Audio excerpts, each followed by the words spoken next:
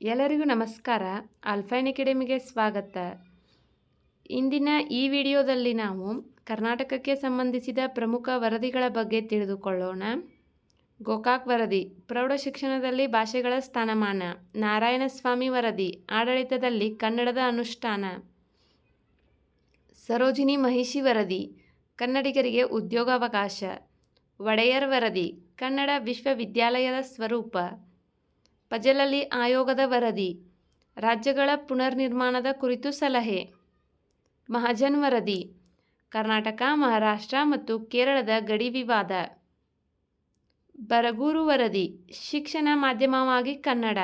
ಡಿ.ಎಂ. ನಂಜುಂಡಪ್ಪ ವರದಿ, ಪ್ರಾದೇಶಿಕ ಅಸಮತೋಲನ ನಿವಾರಣೆ. ಶೇಷಗಿರಿರಾವ್ ವರದಿ, ಶಾಸ್ತ್ರೀಯ ಭಾಷೆಯಾಗಿ ಕನ್ನಡ.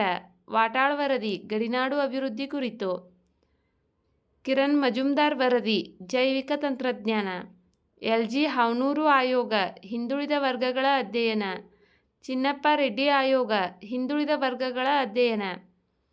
ವಿಡಿಯೋ ನೋಡಿದ್ದಕ್ಕಾಗಿ ಧನ್ಯವಾದಗಳು. ವಿಡಿಯೋದಲ್ಲಿರುವ ಮಾಹಿತಿ ಇಷ್ಟವಾದರೆ ವಿಡಿಯೋಗೆ ಒಂದು ಲೈಕ್ ಮಾಡಿ. ಮತ್ತಷ್ಟು ಮಾಹಿತಿಗಾಗಿ ನಮ್ಮ ಚಾನಲ್ನಲ್ಲಿರುವ ವಿಡಿಯೋಗಳನ್ನು ವೀಕ್ಷಿಸಿ. Thank you.